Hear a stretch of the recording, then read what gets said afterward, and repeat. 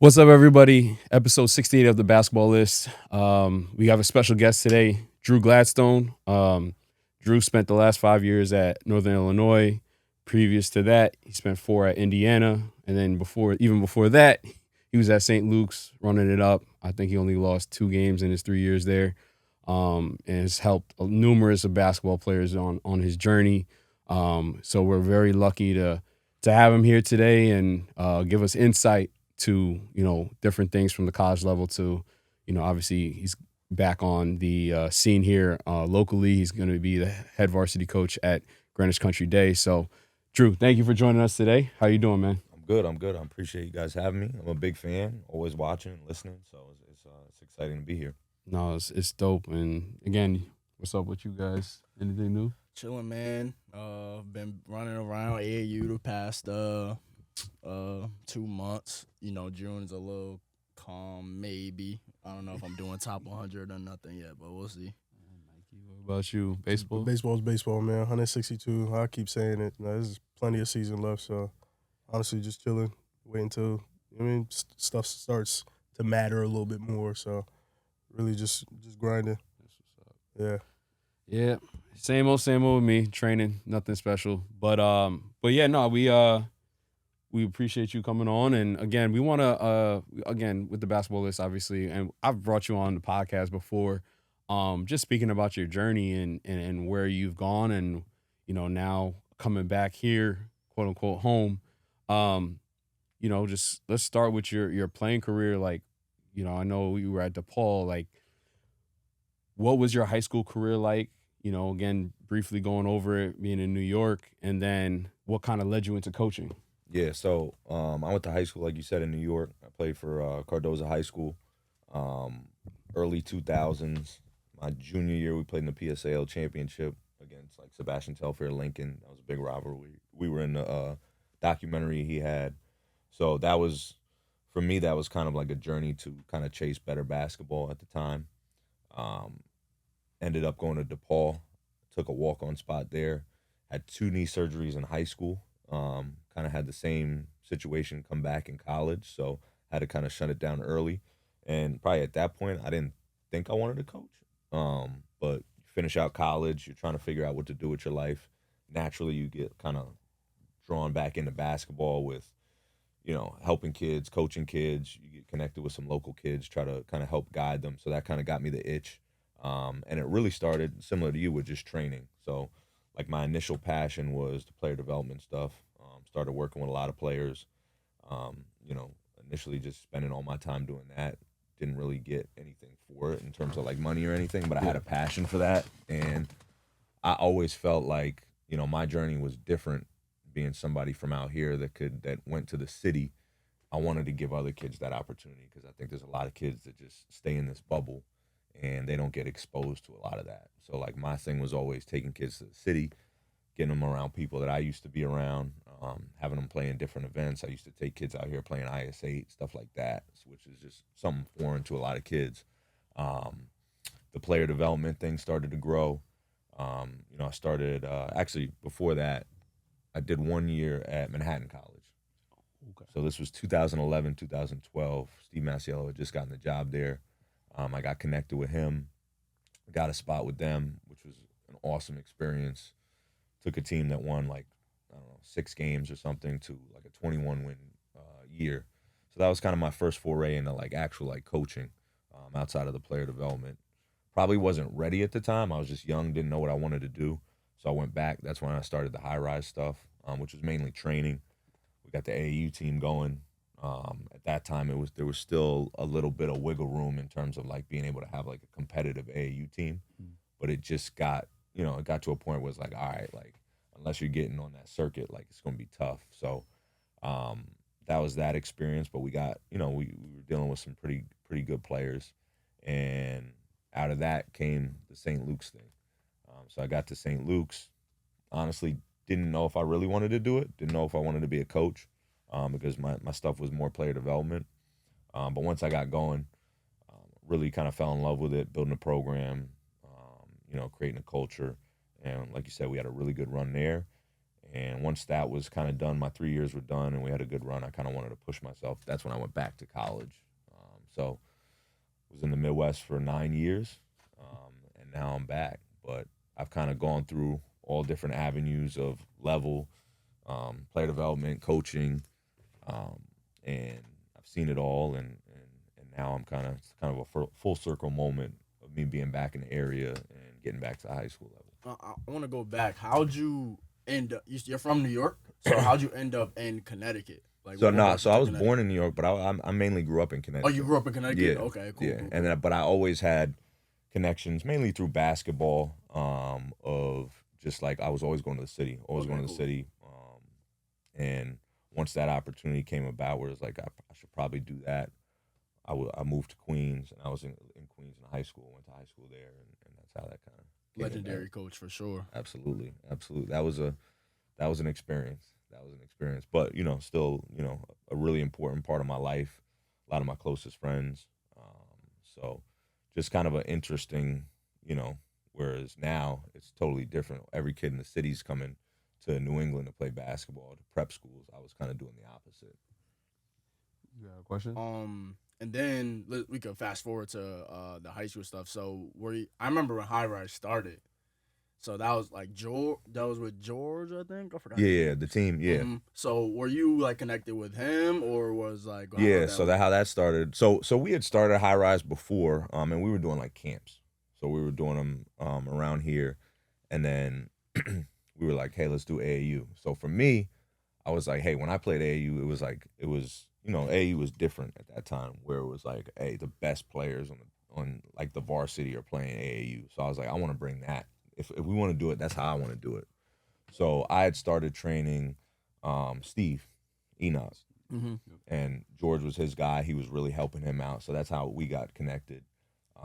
He had a couple guys. I had kind of the platform, and we were like, let's do it together. So that was kind of how that happened. And, every team was trying to get Steve, and, we kind of made a decision. Let's kind of keep him, insulated and away from just like people that are just going to want to kind of like, capitalize or benefit from having them on their team and really kind of showcase him. So that's how that started, and we had some success. And, obviously his story was really successful. But after that, it just became a little too difficult to kind of keep that. As you know, in like Connecticut, there's only so many players. Most guys are going south to the city. If you're not, you're going up to Boston or something like that. So I think at that point, I just kind of went with more of the training stuff. You said something a little interesting while you were saying that. You said AAU then was about having the best players on it. Do you feel like that's different now as far as what AAU has transitioned into? There's just so many levels to it, right? Like there's, guys that are making a lot of money off of it, where it's just kids that just like basketball are playing. When I was coming up, it was like kind of like this kind of, I don't want to say like exclusive, but there just weren't as many teams. So if you were playing AAU, you were like really into it. You were like a one sport athlete, and you wanted to play in college, and that was kind of your way to do it. Now you can play AAU if you play every sport. You can play AAU if you don't like basketball. Like there's just so many ways to do it. Obviously at the top level, it's still that, but it's just so there's so many more teams. It's a little bit more diluted, and with more teams each team becomes a little bit weaker. So I think it's a very, very different game now. But at the top, it's kind of similar. How do you feel about that? Because we kind of bump heads in that a little bit. So like Ralph would be like, you shouldn't play AAU if you suck. But I feel like me and Steve leaning on the side is like, oh, like if you want to do that, your parents can afford it, like go ahead. So how do you feel from like a coach perspective? Do you think it should be that exclusive, like only EYBL, only these top kids, or is it like nah, like you're wasting your time? Who am I? Like who are you asking? Yeah. As the coach, as someone that's been around the basketball world, all these different avenues, like who? I mean, I think it's just there's still like different worlds. Like if you want to play basketball year round, and it's kind of like what you want to do, there's a spot for you. Like I don't think there's anything wrong with it. Like some guys want to have a great high school career, and that's it. So I think it's good to give kids opportunities to do kind of whatever they want. But I think when you're coming up and you have a plan where you want to get to the college level, you just got to be strategic about how you're doing it and kind of how you're going about that. So I was thinking about this question beforehand, and I like that you said strategic. So, let me get the fact straight. So when Walter White went to BU, from Connecticut guy we all know, that you were close with, he played. You were his coach on High Rise, if I'm mistaken. He played with the younger team. The younger team. Okay, so within the program, so he ends up having, or not having, but going to play with PSA on the higher level. Yeah. So we see a lot of examples all the time. Oh, I have this talented kid. He's a local kid on my local team, like High Rise was. I'm keeping him. Nobody could play with him. And you said you guys kind of did you guys kind of did that with Steve. You're saying Steve is a different example. He's a 7-footer. Like he'll be fine no matter what. Walt is 6'5", like very good. So how was that as a program and as a coach? Like, oh, like you have to go, and you were his high school coach. Yeah. So you have to go spread your wings. You have to go play with PSA and go see these things. So how was that to let him spread his wings? Yeah. So like with Steve, it was like Steve had 1 year to play AAU. So we needed to make sure that he was showcased, that he played a lot, and he was still developing at the time. Yeah. You know, Steve was like way, you know, like his best basketball was ahead of him. He wasn't there. So this was going to be his first time. So it was more important that we made sure that he was in the right situation. So we surrounded him with guys. With Walter, like you said, you know, he kind of outgrew the situation and he needed to be on a bigger stage. And if I would have been a guy that was going to try to like keep a hold on him, like that was only for me. But whatever was going to benefit him the most was the right decision. And that's what we decided to do. And it was kind of a joint decision. And we kind of sifted through a couple different options. And, you know, PSA was somebody, you know, Munch we had a good relationship with and still do. And it was the best situation for Walter. So, like, it's just, I think any other decision is purely selfish and for the wrong reason. So that was his time and he needed to do it and it worked out and he had a great situation there and it worked out for him. Hope all you coaches are hearing that. Yeah. We give coaches a hard time on here a little bit, but like we really do feel like a lot of guys are in it for the wrong reasons. Like even the AAU thing, like the money, or in that situation where like, oh, like this is my player, like I got him here, and it's like it. As a coach, me personally, I feel like you should be honored to have a guy get to that next level or get to that stage because it's like, yo, like he kind of started with me, or like I had him for a little bit, like even if it's like a summer of work, like yo, he was with me for the whole summer, like that should, you know, you should wear that. The one thing that really bothers me when people say this is my kid, that's not your son or daughter. That's not your kid. Now, like Walter's my guy, 100%. I was with him the other day. I love him to death. Like he's my guy for life. But that's not my son. Right. You know what I'm saying? So like, it's a little weird, you know, it's a weird space that some adults get into, which is hard because sometimes, you know, guys put investments into kids and like they do it for, sometimes it's genuine reasons, but at the end of the day, human nature can't allow you to get into a space where like you feel like you have ownership over a kid's future or anything like that. Now it's a little bit more scary because now you know what I'm saying? Like guys can really benefit from having those relationships. So as long as it's pure and it's for the right reasons and the kid's on board and all that stuff, you just have to make sure you're putting them in the best situation for them, and it really can't be for you. And if it is, it's, you know, I try to stay away from that type of situation. Right. And same thing, I mean, you were able to coach, you know, and help like Jonas, right? Like for somebody like him, you know, obviously you left and I came in as assistant with Coach Newsom for his senior year, but you were there for those critical moments before that. Like, what was was it a similar story with Walt? Like, did you help him say, hey, like, you should probably go here? Again, just giving a different perspective. Like, you helped Walt a lot. Like, what was this thing with Jonas, too? Yeah, Jonas was, you know, that was a kind of a stroke of luck with me just in terms of he was already in the school. He was an 8th grader going into 9th grade when I got the job. So it was great to kind of help him kind of, you know, go up through kind of the program. But I think he was kind of a beneficiary of kind of Walt's recruitment. When they started to look at Walt, they saw Jonas. And, you know, I try my best to stay out of like AAU in terms of like, you need to play here, you need to play there. I'm never really going to do that. When they ask me for input, I'll give them input. But I never wanted to be a, you know, this is this program's team or anything like that. So he kind of made that decision on his own. He felt like it was his time to kind of like, go left a little bit and get on a bigger stage. And again, it worked out for him as well. But my main thing is just make sure guys are around the right people. That's huge, and that's important. I think that we talk about it all the time. Like, but you're an example of why, like, there should be a lot more coaches just like that have the same mindset.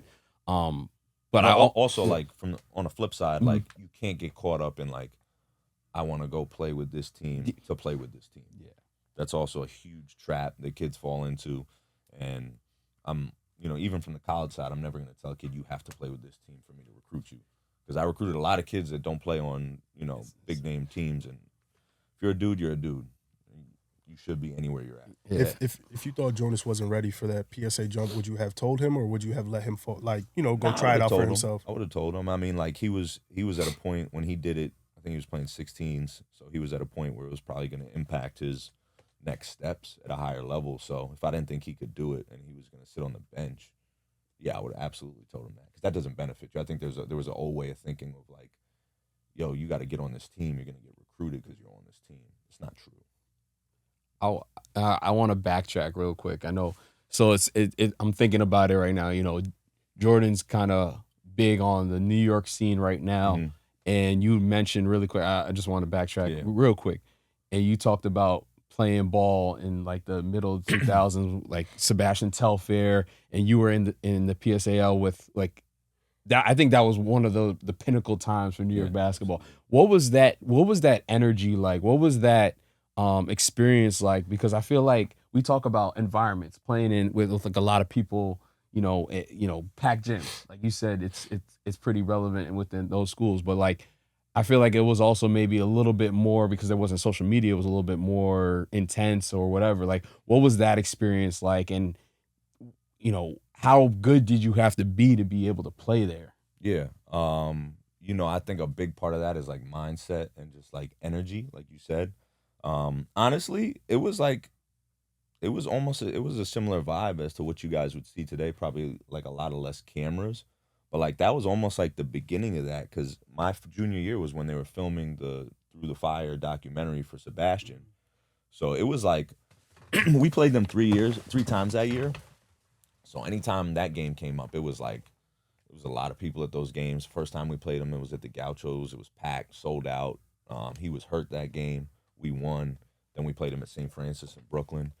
But back to your question, talent, yeah, for sure. Like definitely different level of talent, but different type of game. Like you have to come in there now, especially me. I was probably the only guy that looked like myself, so that helped me just in a sense get like an edge, to where it's like you can either embrace it and like you want to be that guy where like dudes are trying to like, talk to me, intimidate me behind my ear on the baseline. They're going to, this, that, and the third after the game. I like that. You know what I mean? So like I embraced that. I took pride in that. But like, if you're not ready for that environment, especially in New York, they'll chew you up and spit you out and you're done. And I saw a lot of dudes. I played with some dudes like that tried to come in and, make a name for themselves. And they didn't like that. They didn't want to be in that space. For me, maybe, I don't know, maybe people said I was a little crazy. I don't know. But like, what do you see with that right now? Like, people always, so I travel around the whole country, and then everyone knows like New York, like playing outside. Like obviously that doesn't matter to your recruitment or where you want to go to college, but like that, I see, like I could be like, all right, he's a dog. Like I could tell, like even without seeing you on an actual court, I know no one's punking you. That's a big part of it. Like if you're getting punked out there, like you might end up in a situation in a tight game, in a playoff game. It might not work out for you because you're just not ready for that moment. So if you could see that, and New York like builds that. Like it's, people always say like, oh, it's hard to play here. Like it genuinely is probably like way harder to play in New York. It's so much media. Like it's the media capital. That's why I moved there. Like it's like the media capital. All eyes are all there. Like I always say it's funny now that New York kids don't realize stuff. Like all the schools there are like sponsored by like Jeff as Adidas, Jordan brand, Nike. We get these shoes for free. These shirts, like that's not normal. Like you're not getting free stuff all the time. So like that's how you know like there's eyes on this. Like if brands are putting that much money and that much time into things, there's eyes on this. So for him to even back then, I think like through the fire they had the what's that brand with the A? Yeah, they had those jerseys Lincoln, like Lincoln in them, like we were sponsored by Rucker. Yeah, Damn. like that's like even back like That's the crazy, eyes are man. on this. But Like this is the pinnacle. See, the history is not repeating. It's kind of repeating itself, but it's just elevated to another level. And I think again, if you want to like get ahead of the game, you got to study the history of it and then pay homage to it, because it does lead to things that pop up now. Like you really think about that. One last question on this. And this is for like our viewers who don't know Sebastian Telfair. How good was he when coming? I know he was one of those guys, one of the last classes to get drafted out of high school. How good was it? I grew up, I watched that. Yeah. This is when like And1 and all this stuff was big. Like, how good was he? Nah, he was different. He was a man amongst boys. Like he was built, a grown man, and he was probably the fastest player I ever tried to guard. I guarded him. They put me on him in the championship game. I had 3 fouls quick. I sat most of that game on the bench, which I kind of felt like it was a setup. But he was extremely quick. Like he was strong. But from just the outside looking in, like he worked. He was a different breed, different mindset. And then you add that kind of like New York City toughness. He was different in that sense. I gotta ask you too, because the word pro gets thrown around a lot. Like a lot of kids, oh, you're pro, bro, you're pro. Like they called what me you pro the other day, yo. Oh God, here we go. That weak ass highlight. He posted his highlight. Highlight Highlight played outside. That shit was nice. Like, man. And the nigga almost ripped you. Like, get out of here.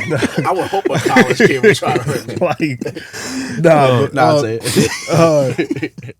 In coaching and playing high school and in college, like when you think of the word pro and like you think of certain like aspects, certain attributes that they have, like what exactly does a pro look like to you? And like, can you tell right away, no matter the level, like in high school or in college, like this kid's a pro? I mean, I think so. I think a lot of it has to do with like, how you operate. First of all, how do you come in the gym? What kind of systems do you have in place as a player that allow you to be successful? Because those things are going to be the same things that get you to be a pro. Like there's a soundbite somewhere out there from Dame Lillard, and he talks about like it's like a post game interview, and they say like what allowed you to get here, and he kind of looked at the reporter like the same things that I was doing at Weber State when I was getting up early, going to the gym, getting treatment, taking care of my body, this, that, and the third. So like I think you really see with those kids that they have different types of systems in place. Whereas like, all right, this guy's a little different. He just came in the gym. He's got the bands out. He's stretching. He's over there. He's doing his thing. He's warming up. He's not bullshitting. He's got a specific kind of routine about him that separates him.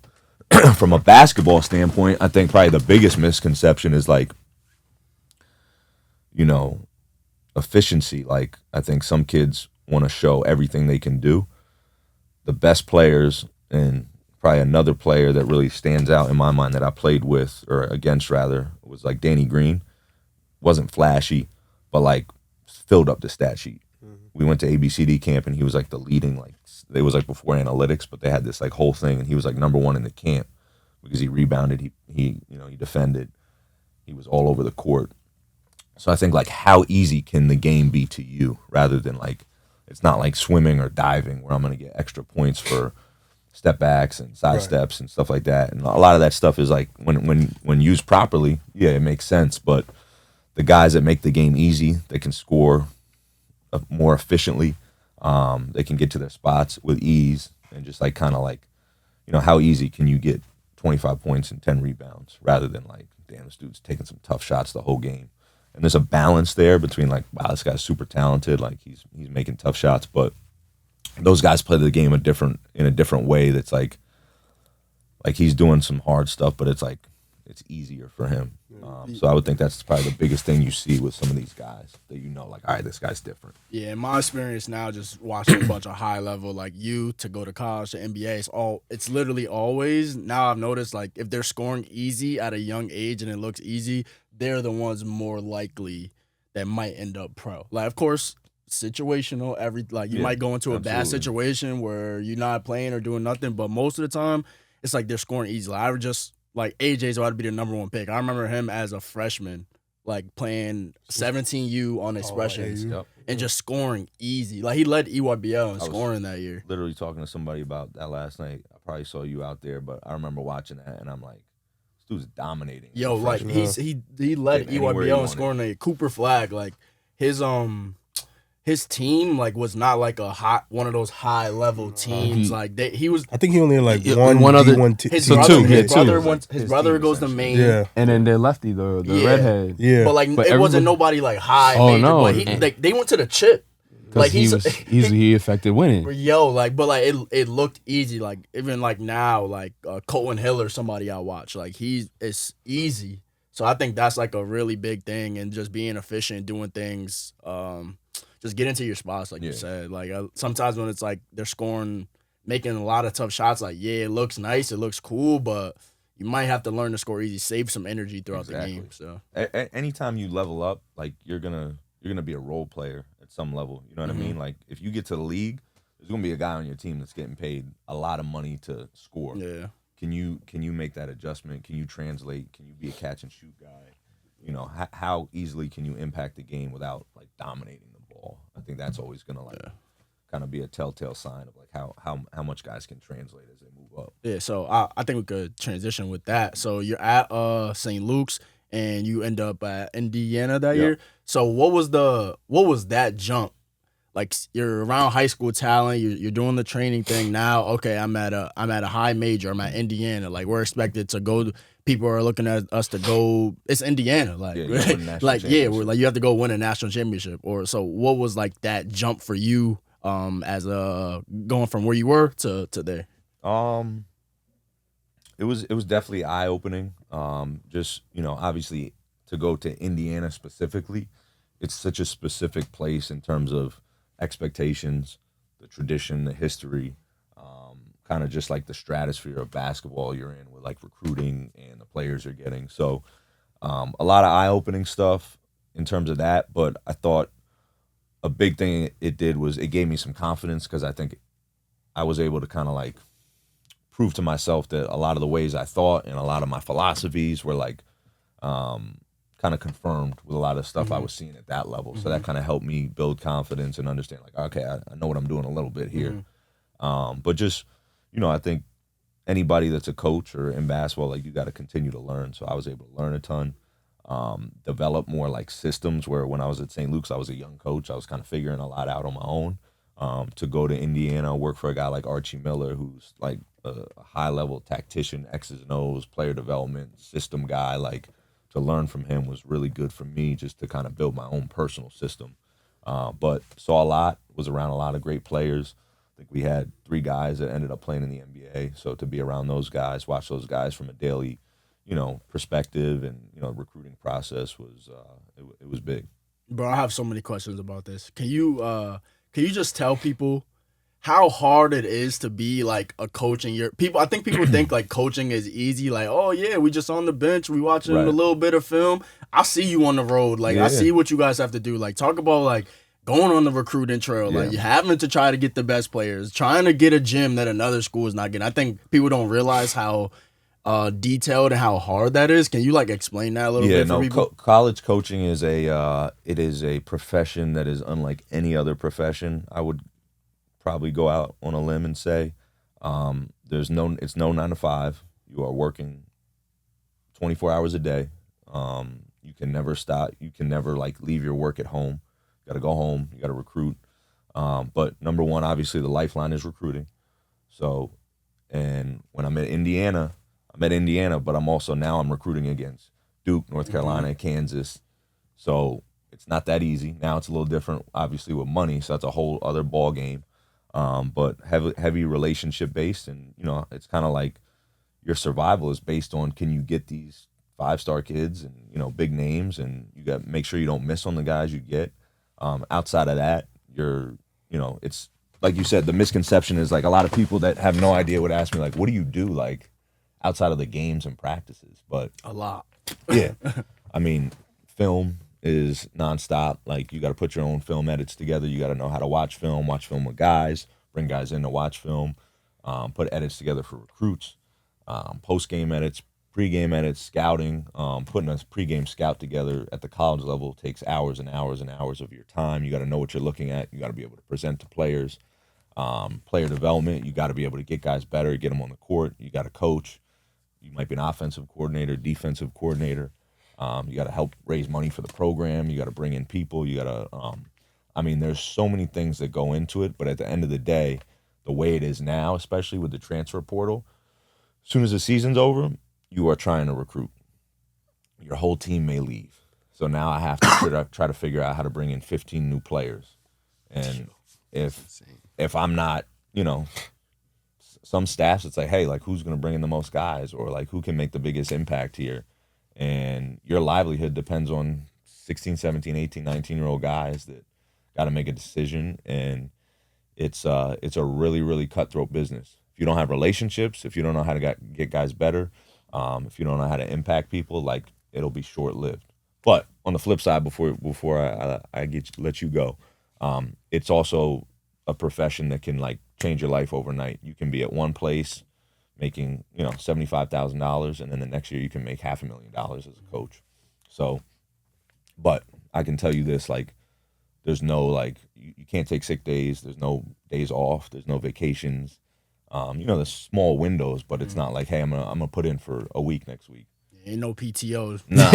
No PTO. Well, what we be on here saying? That's what I was actually about to go look at the camera. I was gonna look at the camera and say, 100%. Did you guys just hear that? It's cutthroat. They gotta trust you guys to feed their family. Like, this is coming from somebody who's lived it and been in it. And if you don't take our word for it, and some of you probably heard it from your coaches, this is, again, another, sign to be like, oh, all right, I gotta do it. Even you parents, like, you think your kid is all, like, they gotta feed. You guys have a family to feed. They have to feed their families too. So if your kid is not putting in the work, grinding, producing, and winning, you heard they have to win. If your son or daughter is not doing that at the grassroots level and your high school level, why would they go Division I? And that's okay if they're not a Division I kid, by the way. But fuck the Indiana Southern coach, St. Anselm coach, Endicott coach, Nichols y'all need to win. Like, they're there Any to level. try to win. Like, you might be, the role is different. So if you're at the head coach at Indiana, he's the head coach at Indiana. Like, that's his job.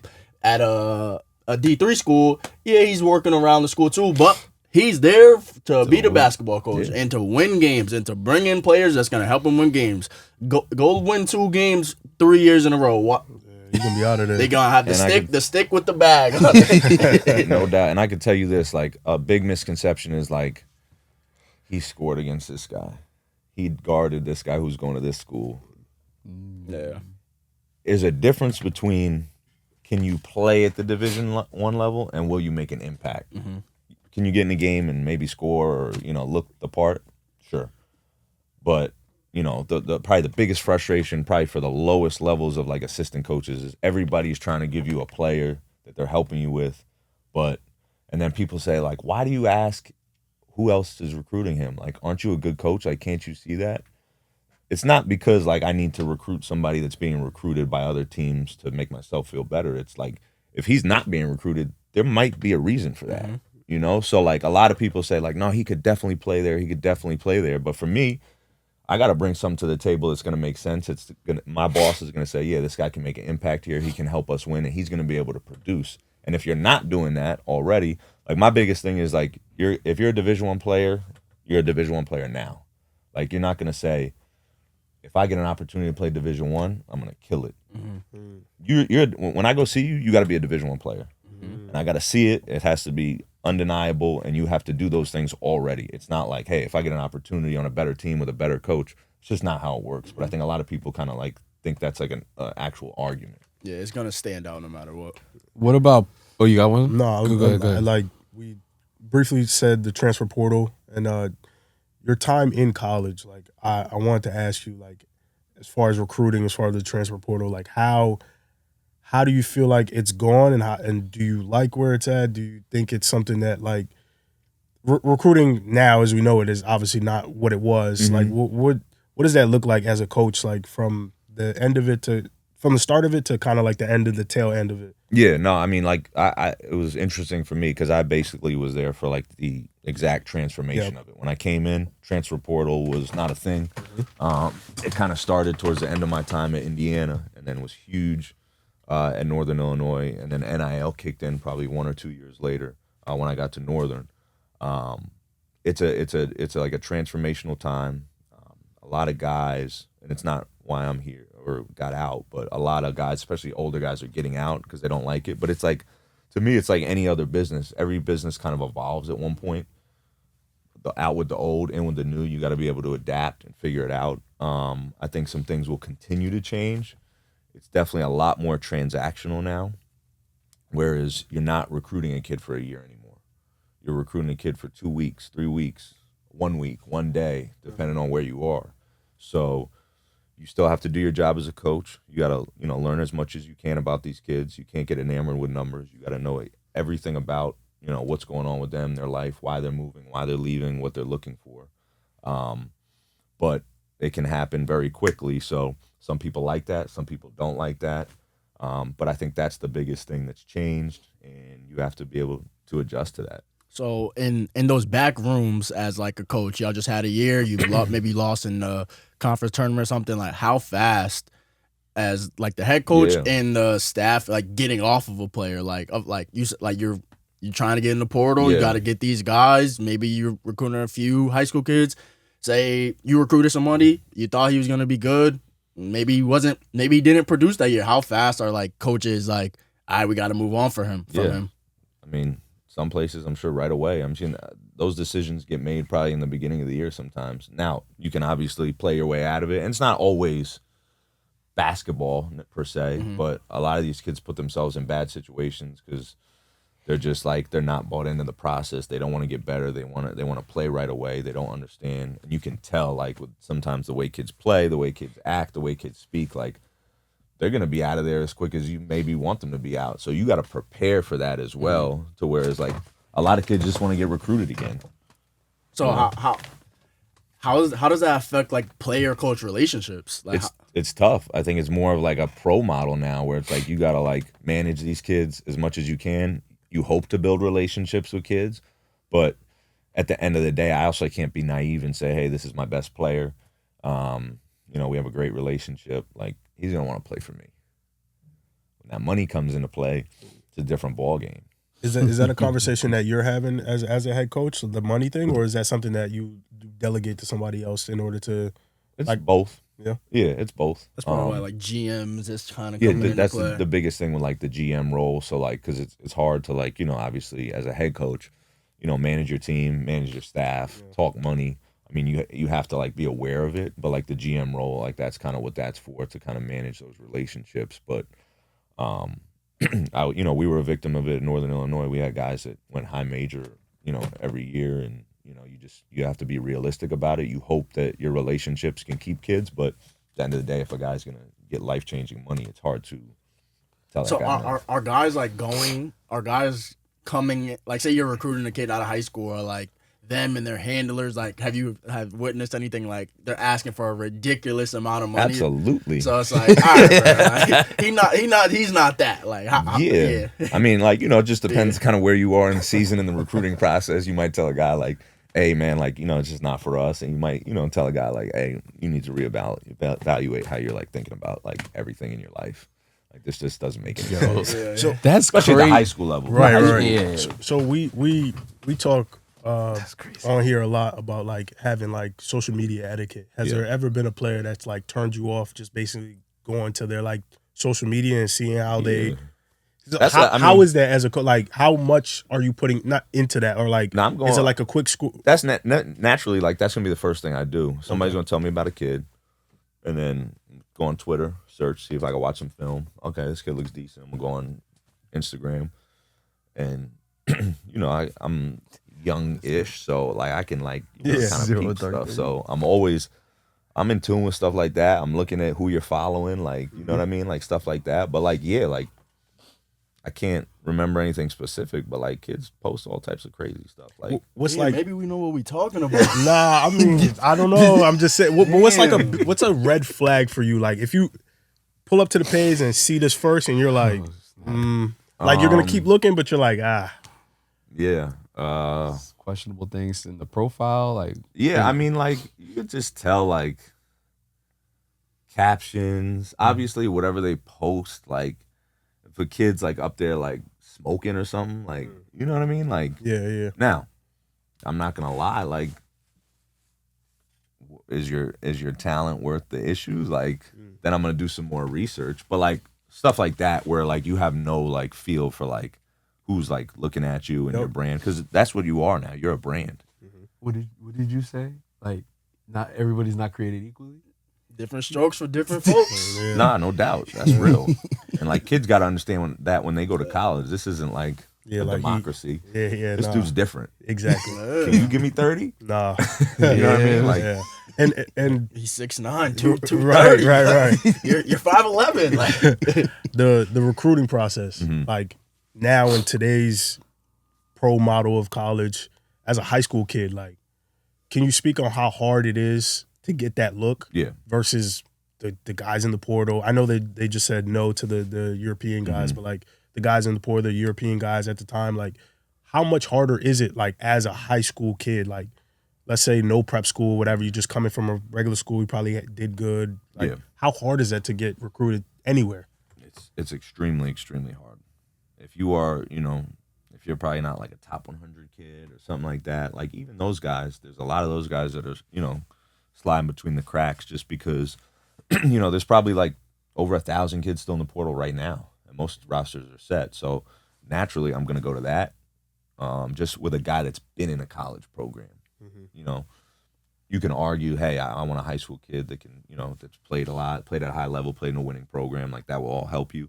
But for a guy that's had a year in a college program under a college coach, whether he played or not, like, he's going to get the edge over a high school kid. So, like, for a high school kids to get recruited, it's really, really hard. It's not impossible.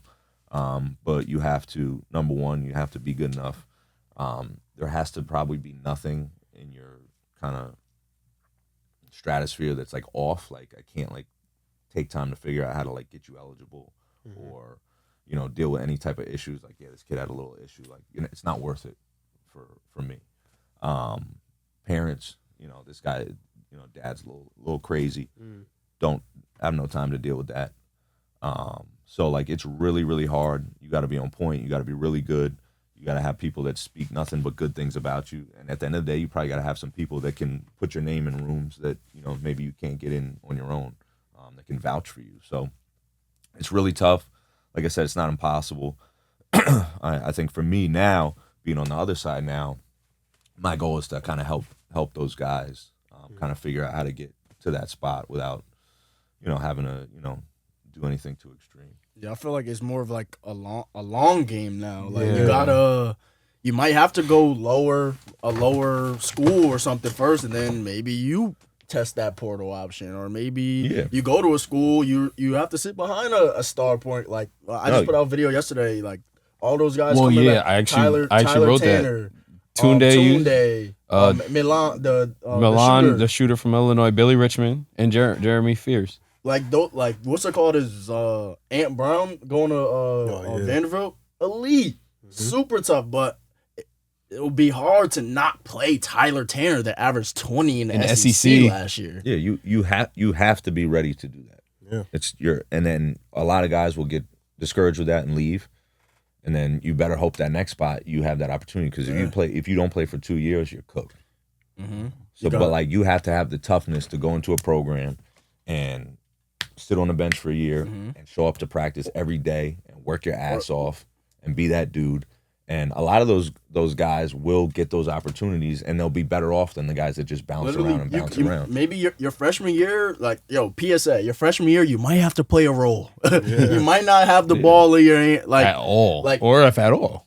Y'all are not all Darius Acuff, AJ DeMonta. Like, I'm sorry, most of y'all, you might have to go play a role. Tyler Tanner averaged like 7 his freshman year, I think.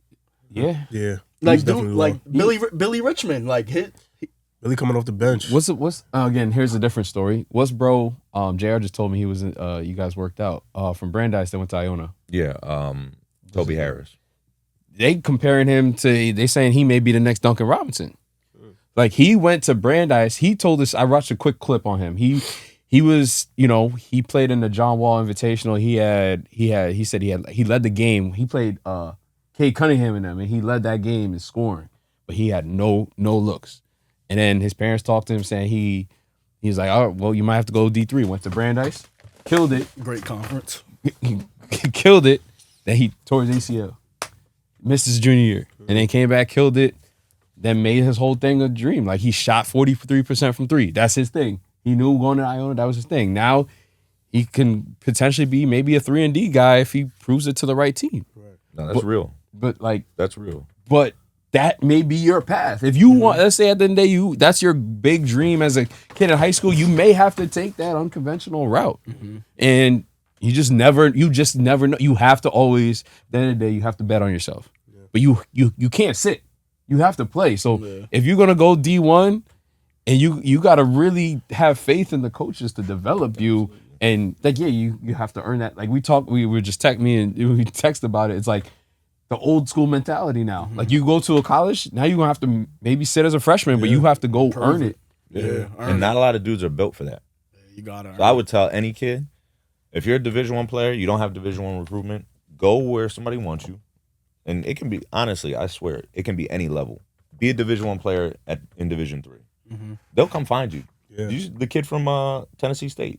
Guys like in the G League. I forgot about that. Yeah, he was a Division III player. He went to He didn't play at Nichols. And then went to Worcester State. Oh, that's right. I saw the list. Demers was tough. Now he's playing like Team USA 3-on-3. Like. Demers was tough. We look every year. We look at Division II guys, some Division III guys, junior college guys. Junior college is a different route now, where it's like not all guys that don't qualify. It's just guys that need an opportunity. Yeah, we just had a kid from South Kent. New Haven wanted him coming out, but I don't know. Again, there was something in the back works or whatever. They couldn't take him. When JUCO played at Butler Community College, which is in Kansas, they made the Sweet 16 or something like that this year, and he's going to New Haven this year. You know what I'm saying? Like, he was a Division I kid in my heart of hearts. I could bet my whole money on him, and it was just hard to find a team to take him. And he did the same thing he did at South Kent, averaged about 10-4.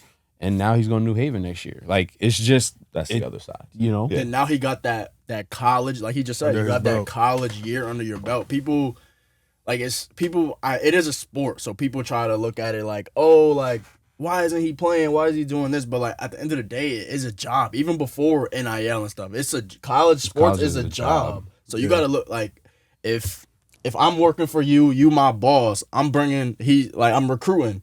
Oh, here's the project, boss. Like, this is what we want to do. If it's some bullshit, you're gonna be like, hell nah. But if I have this fact, that fact, you're gonna consider it. Like, it's experience. So that's literally why it's happening. As a high school kid, you have to literally either come in and learn or be very, very different. And here's a question for you. Like, I know this is a big thing, obviously, being coach, even with, me being an assistant at South Kent. Like, the coaches you worked with, like, what were, like, I know again 2 different head coaches, but like, what's our common themes that they're looking for in players? Like, what is the player profile? And obviously they want talent and whatnot, but like, obviously certain coaches have certain things that are like, oh, I love this. This is something I want in my player. Like, all my players. Like, what was that in your 2 experience? Like, what were common themes, that you saw? I would say, like, as hard as it is for some guys, just like size, like physical profile, like you got to be able to like play and guard at your level, whatever level you're going to be in. IQ, like you have to have an understanding of the game. Probably the biggest thing you see when you see kids and you go watch them play is like a kid had like 15 points, but like he's just out there like playing by himself essentially. Like he's just shooting shots. Like can't play in a team game, system game, and like the ability to like just impact the team. So like, are you talking, like, you can't blend. Like, when I'm recruiting, like, kids that should play at the Division I level, like, you have to stand out amongst your team. It's hard to, like, say, hey, like, this kid, like, he's pretty good, like, maybe, like, you have to be, like, you have to have a presence about you, whether you're talking, playing defense, like, just, like, the little things that like, this guy cares about the details. So you got to stand out in that sense. And then you gotta you gotta produce at the end of the day. Like, I'm not going to see a guy, and again, I'm not going to say, hey, if this guy gets a chance in a better system, like, he could probably have like 20 points. Like, I gotta see that. Like, when I come see you, like, you gotta dominate in certain ways. And again, there's situational things where maybe you're a big and you're more of a project, and there's not a lot of those guys walking around, so those guys are gonna get an edge of like, hey, that guy could be better, in a certain different type of sense. But anybody that's not a big, like, you have to be really good at your job. You probably have to be really, really good at like at least one thing. I don't need a guy that can do everything. Okay, you either got to be an elite shooter, elite defender, floor general where you can control the offense, elite in pick and roll passing. You have to have probably like one skill that's like almost like a superpower. As I look at that. Talked about that last week too. Remember, he just said when he went to Indiana, he's like, yeah, that like gave me confidence because it's like I'm speaking about the same stuff. No, I'm like, honestly, like, I hope, Drew, I hope been they talking hear about it because, like, you've probably said like everything we said the past like 6 episodes. So like, I hope when you say it, they're like, oh, maybe they know what they're talking about. Maybe that makes sense. Like, but will like, actually like go in the comments and argue with us too. like, It's funny. and it's funny because like we say it all the time, like, and sometimes I don't have the best delivery on it, but it's like, yo, like, you going out there, you trying to do this. It's like, bro, if you can be good at one thing, like if everything you do is okay, that does nothing for somebody that's trying to get you to play at the next level. But Absolutely. if you do this very well, like, it's okay if you're 6'8" and you just rebound and dunk and hustle. Like, you don't have to be out on the perimeter shooting. Bro, you want to be shooting threes and doing all this other stuff. Everybody it's wants cool. to be the number to the left. But like, if you got size, you could play hard, and you got energy, you will get recruited off that. Like, way faster than all the bag shit. Then I think you like the potential levels, right? Like you just said, a big, like, everyone's not created equal. No. If there's a big that never played basketball before, he started playing at 16, but he's 6'10" with a 7'3" wingspan. Yeah, they're gonna take him off his potential. But you're 6 feet. You do everything a little bit okay. Like, you're not gonna look away. You gotta impact that game, bro. You gotta, like you just said, I need to see it. I don't care. Like, if a coach is watching the game, realistically, they don't care what your situation is. You're not going to the game, oh yeah, I think if he was in a different situation, then he could go average 15 instead of this 8. Like, no. Like, you don't got time for that. I'm trying to feed my family. I'm trying to bring the best recruits in than everybody else in our conference. There's no time for that. So you got to find a way to stand out, bro. You don't got time to be blaming everybody. Absolutely. I got another question for you as far as the recruiting process. So, like, let's say AAU weekend, you're out there for whatever school. Like, what is your process? Like, obviously you have guys that you're looking for coming in. Like, how do you go about that? Like, for me, I said one time when we were on here, I was saying, like, if I were a coach, like, I would try to go to like a highly touted matchup, then like an early game, and then maybe like a game where like you're probably supposed to win, and just to see how like the player moves. Like, how are you lining those up? Is it like more of a timing thing? Is it like a situational thing? Like, how does that look on that side? Yeah, so like the first thing is, like, I think a lot of people don't understand. You're gonna kind of see some kids that you don't plan on seeing, but especially like at the low, I'd probably say every level. Like, I'm going to see somebody specifically. Yep. So somebody that I trust is giving me names, whether it's a coach, somebody that's connected to players, somebody that can help me get recruits. He's giving me information.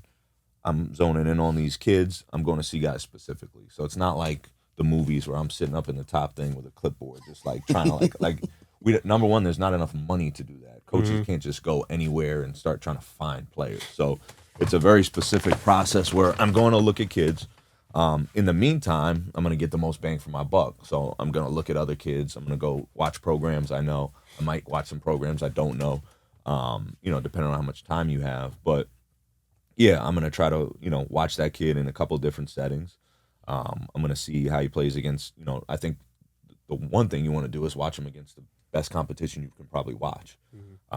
You can probably gather some information and trust your eyes against probably lower competition, but you're going to really, really want to see how they do against higher level competition. Doesn't mean they have to be the best player, but they got to be able to hold their own, and you got to see how they can kind of, withstand that and operate in those situations.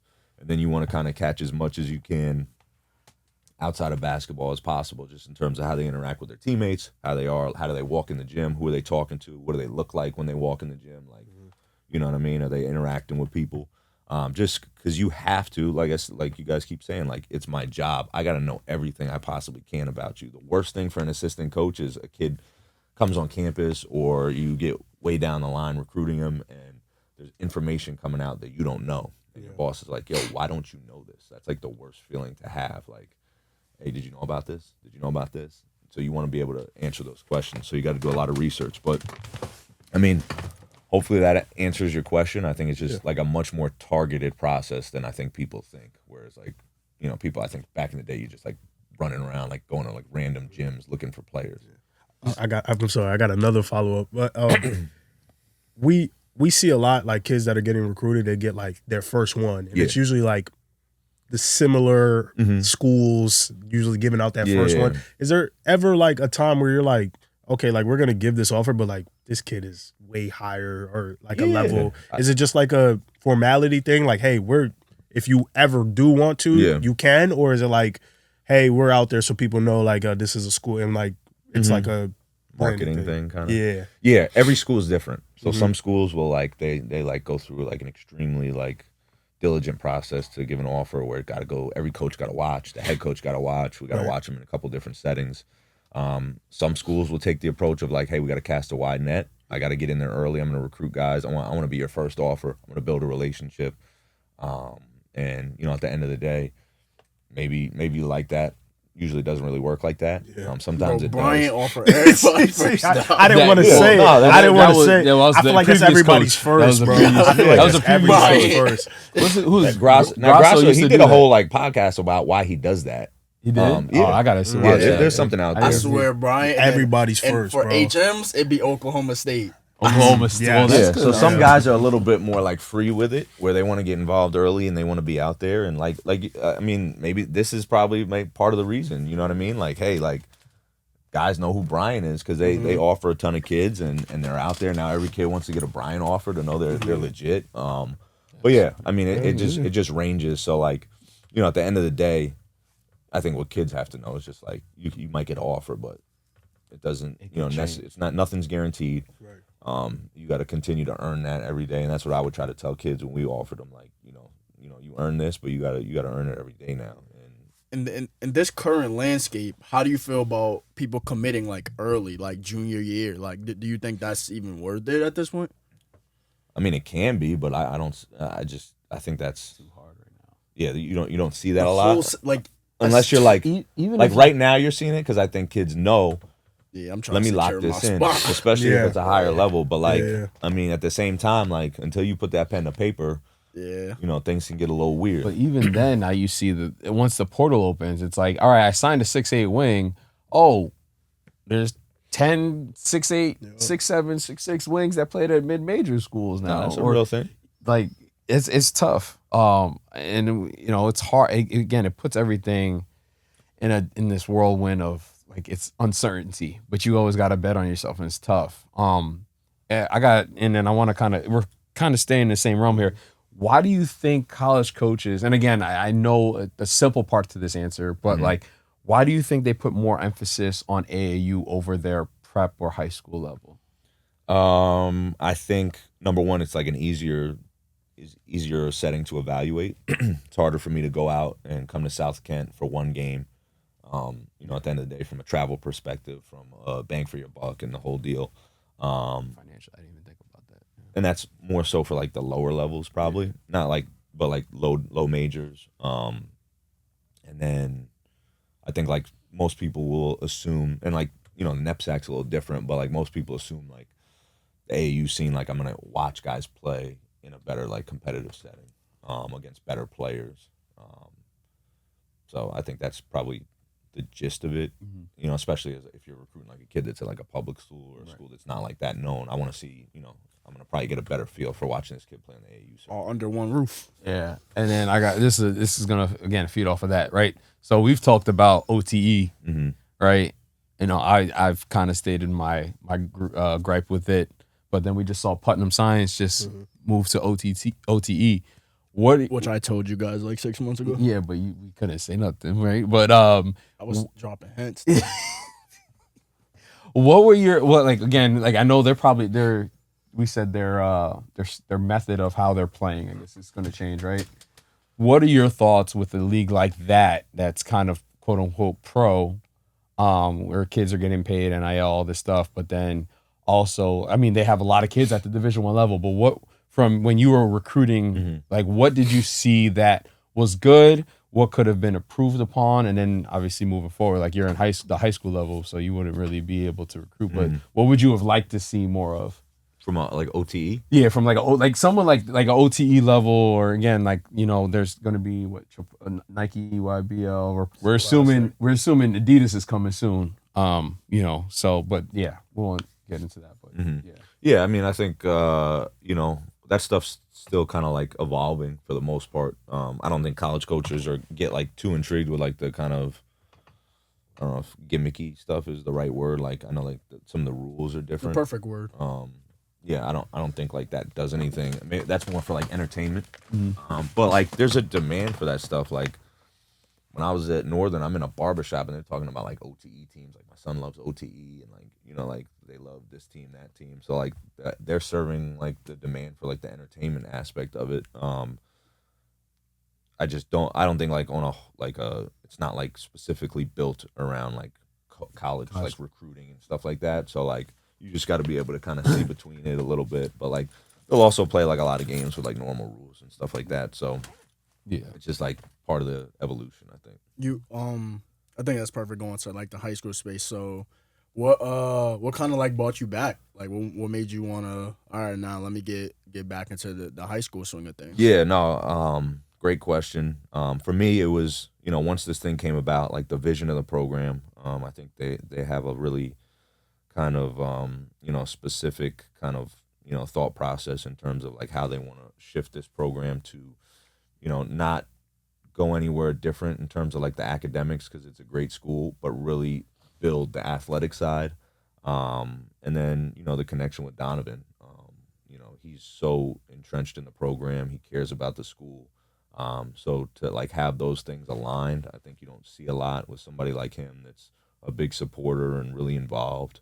So like, obviously always, the attraction to like have your own program.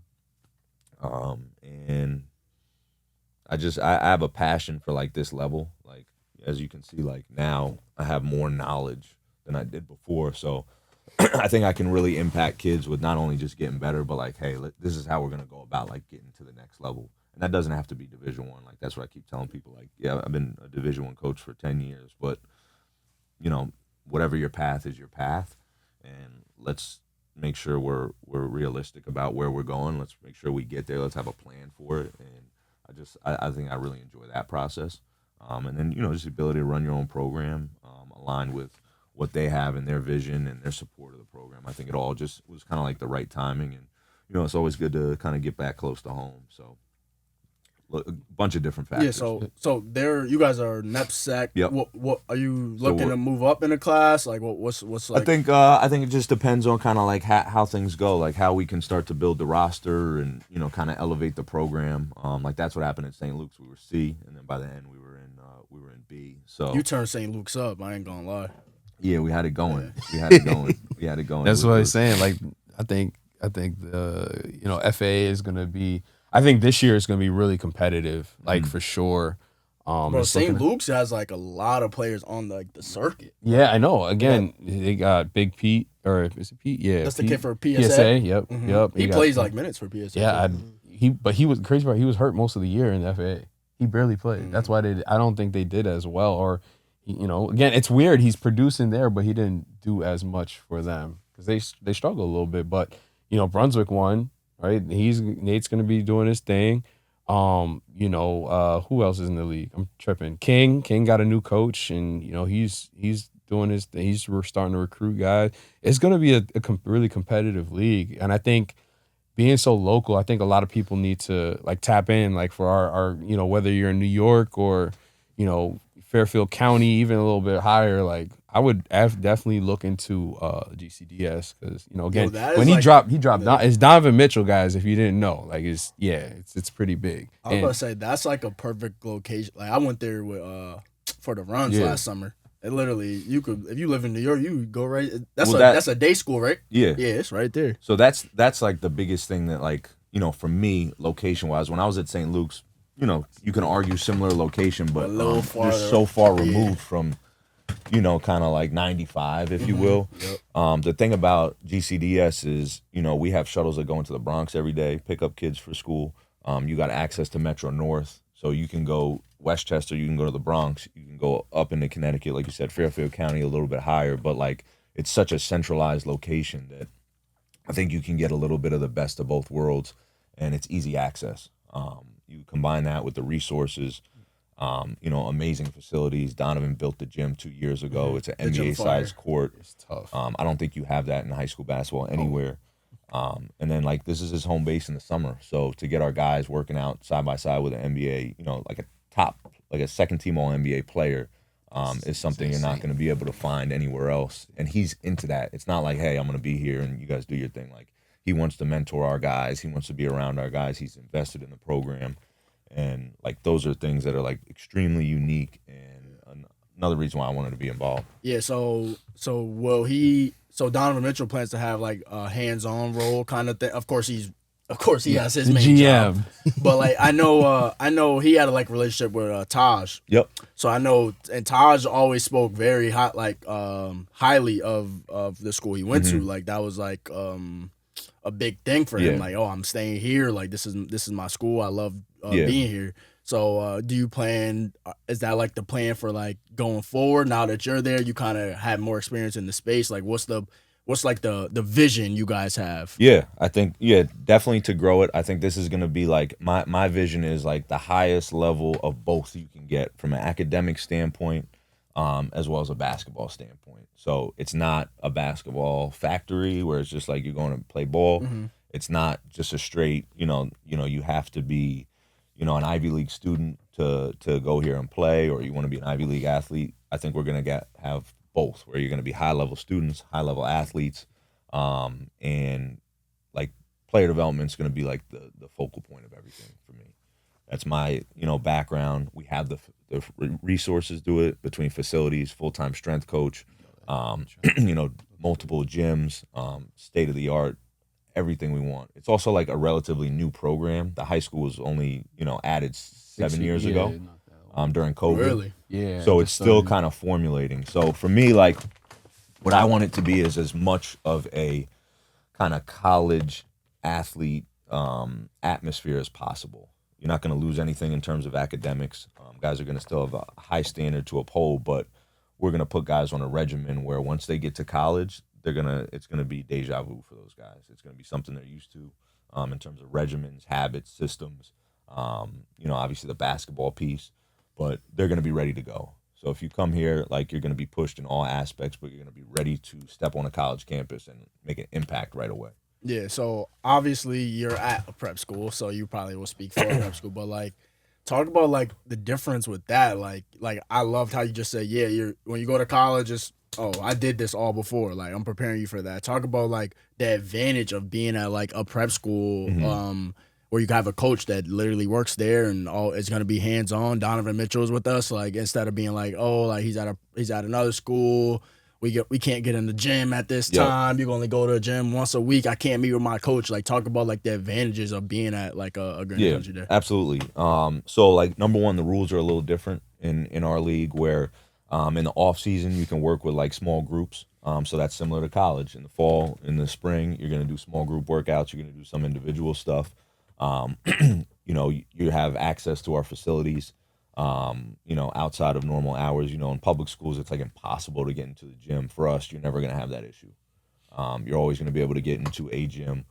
We have three gyms. Like I said, full-time strength coach, so you're going to be lifting weights throughout the year. It'll be specific to kind of what you need. It won't be like you're going in the weight room with 400 kids and, just figure it out, hit the bench a little bit. And, it's going to be very specific to what your needs are. But and then for me, like my access to the guys is going to be pretty much full time. Like I'm going to be available to our players to work with them, to mentor them, to coach them, to watch film, things of that nature. So, you know, it's not like I'm just showing up at 3 o'clock during the season, going to practice. And, you know, that's the reality of a lot of places, and that's not a terrible thing, but we're just going to be able to give guys a different type of edge, so they can have more access and, you know, as much development as they, you know, want. I got to ask from a media standpoint, from your time, you know, like through the fire all the way to now, like how has media played a role through recruitment, through players, through coaching? Like how has that affected you and the journey of basketball itself? Yeah, no, it's big. I mean, it's, you know, so when I went to even to go before that, so my coach at Cardozo gave and won the mixtapes, the original mixtapes. So Skip to My Lou went to Dozo, and he gave him those mixtapes to kind of start that. So that was like when I was coming up, that was like the thing, like the and one mixtapes. Yep. But it's been extremely influential, just to give guys insight. Even me coming up as a young, you know, coach, like to be able to watch stuff, watch guys working out, watch training, watch different things. Like the media is huge. If you're not embracing it, like you're gonna get phased out. When I got to St. Luke's, I think that was like kind of a little bit of an edge because like the Instagram was kind of coming out, and I really tried to utilize that to show what we were doing on a day-to-day basis. And it gave kids that probably would have no idea an opportunity to see what we were doing, and it helped us kind of grow the brand and, you know, get guys to see what we were doing. But if you're not embracing that and you're not utilizing that, I think you're gonna fall behind. So I think it's huge. You know, the biggest message I'm hearing, like with everything that you said, especially in this day and age, everything has to be strategic, right? From, you know, again, how you carry yourself off the court, you know, your academics, right? And having no, you know, nothing crazy in terms of blips in your personal record, you know, the media side, like we talk about highlight tapes, mixtapes, like the difference between the two. It's important to have that. You just talked about how we talked about our last episode, your social media is your initial resume for a college coach, right? So I think a big message here is just like everything matters. Absolutely. Really. Like, do you have like, if you want to be in this world, like, you know, and be it really taking control of your destiny, like everything matters. If you're not utilizing that stuff, it doesn't mean like it won't happen for you, but it's hard. You know, I want to be able to go find as much information about you as I possibly can, and that's the good side of social media. You can advertise for yourself as much as you want, you know, and sometimes it's, you know, I'm not going to be interested, but you got to give yourself every opportunity to be seen in the right light and to promote your brand the right way, and that's really under your control. With, you know, number one, obviously you got to be good enough, but two, how are you putting that out there outside of having people, you know, talk for you in the right way? As a coach, how often were you getting like emails or DMs about, like, hey, I'm so and so? Okay, so like it's not uncommon for a kid to DM a coach. It's not. It's rare that those guys are going to be somebody that you're really looking for. Mm-hmm. Doesn't mean you shouldn't do it. I wouldn't discourage anybody from trying to promote themselves. But the emails are probably harder to get through. You know, if you're on social media and you're kind of DMing guys and you got your stuff kind of organized, I can probably take a look at it. I try to be that guy that, you know, gives guys a chance, because I was a high school coach once that would send out emails for my players, and I remember all the guys that responded to me. So part of that is like who you are. Yep. Like, I think that'll be an advantage that I'll have, where I'll be able to have a direct line to anyone I want, and those guys will trust it. If I'm bringing something to them, it makes sense because of the lens I can see it through. But that's a big part of it. But yeah, I mean, you get that a ton. Emails, DMs, it's nonstop. And as a coach, like, if you have a player that you think can play at the next level, like, how important is it for you to facilitate that? Like, how tirelessly are you working in order to achieve that? Yeah, I mean, that's that. You know, who I am as a person. Like, I'm gonna go above and beyond to make sure, you know, you get at least the opportunity to be seen by anybody that you're worthy of being seen by. If I think you're a Division II player, I'm gonna make sure Division II coaches, are able to see you and make a decision. Division I, whatever the case may be, that's gonna be my advantage. That's what I've always done. I did it before I was at the college level. Now I think I just have a better network to do that. But I'm gonna work as hard for guys as I possibly can, and I'm gonna make sure those guys get an opportunity, because I won't be able to sleep if I know that, hey, this guy's good enough to do something and I didn't do. That's why I started coaching, because I would see guys around here that I was like, damn, this dude's actually pretty good. Like, let me help him kind of, number one, know what it looks like and feels like to work and look like this level of player, and then two, let me try to help him get an opportunity to be seen, because he deserves it. Yeah, a kid that we talk about here on the pod a lot is Josh Charlotte, and Jordan made a video about it the other day. Like, he had to fly to Memphis to get an offer from Fairfield, and he was playing in Fairfield. Yeah, and like, for me, like, it feels like you're not doing enough. Like, if Fairfield hadn't come look at this guy, like, it's also, I call it the bad bitch thing. Like, if I got a bad bitch with me, like, you're gonna be like, oh, like, okay, like, maybe this guy is supposed to be with those guys, and that might be the EYBL for him. Like, okay, he's on EYBL. Oh, maybe he is that good. But it's like, I think if they were actually there watching, or actually there, they would have saw the same thing that, because what is he playing, like 12 minutes, if that? Well, no, not this last. Come on. At the time. My boy, he a reclass. We good. But I'm asking. Like, it was like 12 minutes. And here in Connecticut, he playing like 30. Yeah. And he's averaging like 20. So, like, you can't tell me that same kid, like, and you've in the recruiting process, like, you see, like, whether a kid plays 5 minutes or whether a kid plays 30 minutes, you could tell, you could see. Yeah. Everybody has their own process. So some guys just they're not gonna just evaluate a guy off of one game. They want to see him in a different setting. Some guys won't do that. It's totally situational to each school. But you gotta have people that are, you gotta have people in your corner that can not just like report the news. My previous boss used to say this: I don't need guys that can report the news. I need guys that can change the weather. You know what I mean? So, like, that's so bar. If I can, yeah, absolutely. But if I can make a call and make sure somebody can at least listen to me and truly like take a look, I think that can change the game for guys, and those are the people you need in your circle. Yeah, bro. One of the biggest things is like relationships, because even to go along with that example, he told me, like, he called I forgot, he called a cushion coach, and they know him, like, relationships. Yeah. And then I'm not, even though it is down the street, I can't fault them, because feel me, when he go play against Newtown, Colby Cathedral. Yeah, Newtown and Colby, like, they're gonna have players too, but the center 6'1", the center 6'2". No, it's true. I get like if he was like a 6'5", like it's I think it's just different, because you kind of gambling on the local kids sometimes. I'm not saying they shouldn't recruit locally. Like, I feel like sometimes they pass up on local talent, but we keep going back to this might have to be the title, feed your family. Like, and I'm with him. I'm with him, but like even like interests or like something, we're not even getting the look. That's all I care about. Like, if you came to see, and I get it, like you said, like, it's a financial thing too. Like, but like, I don't think they're spending too much money to go see Fairfield and Fair. You know what I mean? Like, so it's like, even just a look, like, hey, he was at the game today. Like, if nothing comes about it, then cool. Yeah. Like, maybe I didn't do enough of what I should have done, but like, at least having that, like, in the gym. Yeah. You know what I mean? Like, if you can't get guys in the gym in your literal town, maybe this is not the place I should be at in order to get where I'm trying to go, because I am trying to play at these high levels. Yeah, it doesn't mean you can't have them, but it just makes it harder. Yeah, but you gotta hard. You absolutely have to do that. You got to get guys. But you said don't report we don't want guys that report the news. We want guys that change the weather. That's what it was.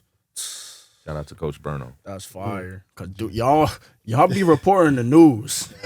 A lot of news. I got one last question. I know we got to stop soon because you gotta leave. But I wanted to ask. This is a big one. We were talking about like offers right now, and it's a topic of conversation at times.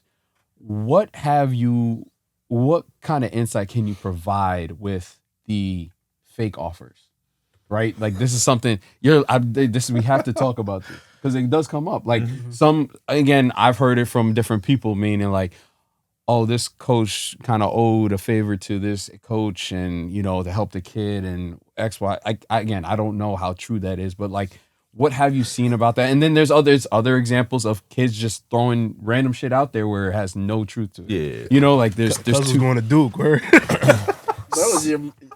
okay, right? So we're just, again, this is a real thing though. This is Yeah, a real, yeah. like, how did you navigate this if it came up with you guys or like Like at the college level? Yeah, at the college level or even just your insight in general. Yeah, I mean, I think, it's definitely a real thing.